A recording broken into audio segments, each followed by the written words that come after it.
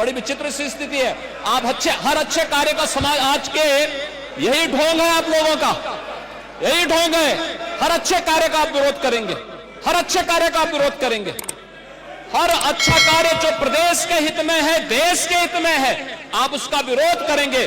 और मुझे लगता है इस प्रकार के विरोध की निंदा होनी चाहिए और हम इसका समर्थन करते हैं जो उत्तर प्रदेश की बोलियों को सम्मान मिल रहा है। मैं आपका धन्यवाद करूंगा और विधानसभा सचिवालय को इस बात के लिए धन्यवाद दूंगा। कल हम लोगों ने यहां पे इसका शुभारंभ किया, समाजवादी पार्टी ने उसका विरोध किया है और मुझे लगता है कि प्रोसीडिंग का हिस्सा होना चाहिए, इनको समाज के सामने एक्सपोज करना चाहिए। अपने बच्चों को ये लोग पढ़ाएंगे इंग्लिश स्कूलों में और दूसरे के बच्चे के लिए अगर वो सुविधा सरकार देना चाहती है, कहते नहीं उर्दू पढ़ाओ इसको, यानी उसको मौलवी बनाना चाहते हैं, कठपुल्ला पर की ओर देश को ले जाना चाहते हैं। ये नहीं चल सकता। कुछ लोग उर्दू का विरोध उर्दू में किए और यहां पर जितने लोग बैठे हैं, हमारे पत्रकार साथी बड़े जागरूक समझदार लोग हैं, वो उर्दू को भी जानते हैं, हिंदी को भी समझते हैं, अंग्रेजी को भी समझते हैं। तो सोचिए, पहली सरकार है जो उर्दू का विरोध उर्दू में कर रहे थे।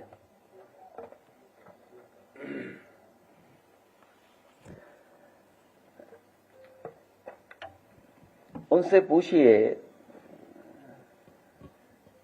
हालांकि भाषण में उन्होंने कई बार उर्दू के शब्दों का इस्तेमाल किया है, 9 बार, 9 टाइम्स बोले। जो उर्दू के शब्द उन्होंने बोले, बदनाम, बख्शा नहीं जाएगा, पैदा, गुनहगार, मौत, तमाम, हादसा, जान, हसीन, जुआन, बस्ती, तबके, पायदान, अगर, बात, बच्चों आदि, सरकार, अंदर, दुनिया। क्या ये उर्दू शब्द नहीं है?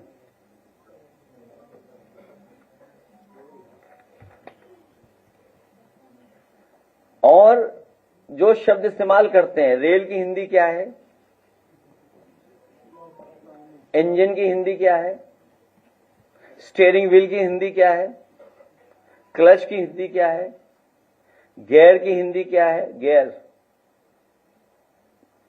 हैंडल, प्लेटफॉर्म,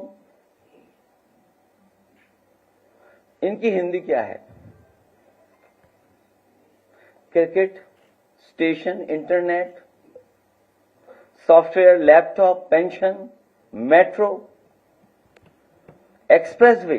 आज भी कई बार शब्द इस्तेमाल हुआ होगा, expressway, appeal, magistrate, police, battery, bat, SIM, mobile, shampoo, screen, shirt, लूट, कार। हिंदी और इंग्लिश क्या चीज? हाँ, उर्दू वर्ड है, उर्दू वर्ड जोड़ा मैंने।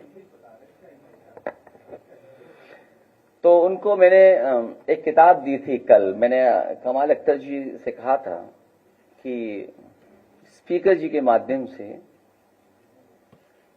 कुंभ पर जो स्टडी की थी हार्वर्ड यूनिवर्सिटी ने, साउथ एशिया डिपार्टमेंट ने वो जो स्टडी की थी, वो उस किताब को भेंट किया था मुख्यमंत्री जी को स्पीकर साहब के माध्यम से। तो अंग्रेजी में भिजवाई थी मैंने,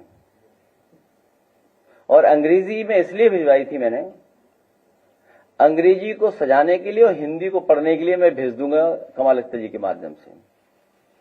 जो अंग्रेजी में भेजी है मैंने उन्हें, वो सजाने के लिए,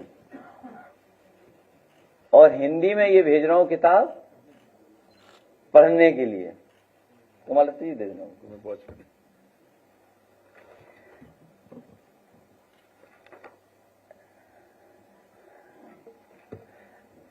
क्योंकि 9वां बजट था इनका, यूपी नंबर 1 के लिए भाजपा का संकल्प पत्र और उनके संकल्प अगले 5 वर्षों में किसानों को सिंचाई के लिए मुफ्त बिजली उपलब्ध कराएंगे। ये पहला उनका संकल्प था। कितने बजट पेश हो चुके हैं? 9। पहला घोषणा पत्र का पहला है उनका शब्द ये। दूसरा वो कहते हैं कि हम 25,000 करोड़ की लागत के साथ सरदार वल्लभ भाई पटेल एग्रो इंफ्रास्ट्रक्चर मिशन बनाकर के प्रदेश भर के किसानों की मदद करने का काम करेंगे। कितने पैसे इकट्ठे करना चाहते हैं ये लोग इंफ्रास्ट्रक्चर फंड में, एग्रीकल्चर इंफ्रास्ट्रक्चर फंड में? 25,000 करोड़ रुपया। और 9 बजट इनके चले गए हैं। 1,000 करोड़ कह रहे हैं भामाशाह भाव स्थिरता कोष को बनाएंगे, जिसमें आलू, टमाटर, प्याज जैसे सभी फसलों का न्यूनतम मूल्य सुनिश्चित करेंगे। 1,000 करोड़ किसके लिए? भामाशाह योजना लाकर के जो हमारी सब्जियां या अन्य फसलें, मान लीजिए बुंदेलखंड में हमारे मूंगफली हो रही है, या बुंदेलखंड में हमारे तिल की पैदावार है, सरसों की पैदावार है, या उत्तर प्रदेश के अन्य क्षेत्रों में टमाटर है, कैप्सिकम है, अन्य फसलें हैं, उसके लिए मदद करने के लिए किसान के लिए 1,000 करोड़ रुपए का इंतजाम करेंगे। हमारा बुंदेलखंड का किसान बर्बाद हो गया, मूंगफली उसकी खरीदी नहीं गई। अगले 5 वर्षों में सरकार द्वारा न्यूनतम समर्थन मूल्य दिया जाएगा फसलों का।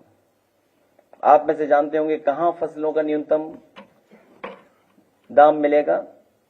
जो हमारे सरकार, जो समाजवादी सरकार में मंडियां बनी थी, उन मंडियों को अगर चौपट किसी ने किया तो इस सरकार ने चौपट कर दिया। कोई भी नई मंडी नहीं बनी है एक भी, जहां किसान जाकर के अपनी एमएसपी ले सके।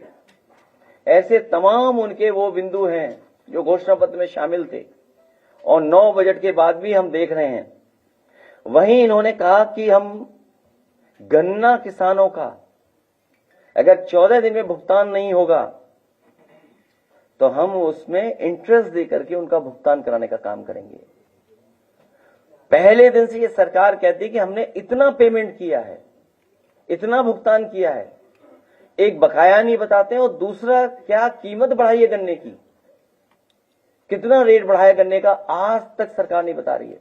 अमर उजाला जीवांजलि के सारथी की मदद लें और महाकुंभ में स्नान जरूर करें।